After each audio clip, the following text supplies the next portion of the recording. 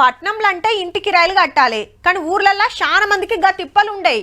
ఒకళ్ళ కిరాయికున్నా తక్కువనే ఉంటుంది. ఈడ 20-30 కిలోమీటర్లు బండి పెట్రోల్ పోసుకొని ఆఫీసులకు రావాలి. ఆడైతే వ్యవసాయ పనులు లేదంటే టౌన్కి వచ్చి సొంత దందాలు. ఎక్కువ దూరం పోవాల్సిన పనే లేదు. ఈడ సగులం కొనాల్సిందే, కానీ ఆడ కొన్ని పుక్కట్లనే దొరుకుతాయి. ఇట్లా ఎండ్ల చూసుకున్నా ఊర్లల్లో అగ్బలు వెళ్ళిపోతుంది అనుకుంటాం, కానీ పల్లెటూర్లో ఏముంటది అనుకోకుండ్రి జరా. ఖర్చుల పట్టణానికి పోటీ ఇస్తున్నారు. మళ్ళా 176 కుటుంబాలు తగ్గేదేలే అంటున్నాయట. మా ఇంట్లో ఏమేం తెచ్చుకుంటున్నామని మీరు వచ్చి చూసినారు అనేరు. దేశంలో వ్యవసాయం ఊర్ల డెవలప్మెంట్ అరుచుకునే నాబార్డ్ అనే బ్యాంక్ వాళ్ళే సర్వే చేసి చెప్పిండ్రు. ఇంట్లకు తెచ్చే ఉప్పు పప్పుల కాంచెల్లి తిండి తిప్పలు, బట్టబాతలు, పోరల బడి ఫీజులు, ప్రయాణం ఖర్చులు, పండుగలు, పబ్బాలు అన్నిట్లా మున్పటి కంటే ఓ 10 రూపాయలు ఎక్కువనే ఇస్తున్నారట జేబులకెళ్ళి.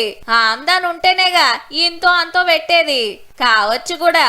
పేరుకు పల్లెటూరైనా గల్లీ గల్లీకి బంగ్లాలు, గోడపలక టీవీలు, స్మార్ట్ ఫోన్లు, ఫ్రిడ్జ్లు, వాషింగ్ మిషన్లు, బైకు, పైకముంటే కారు.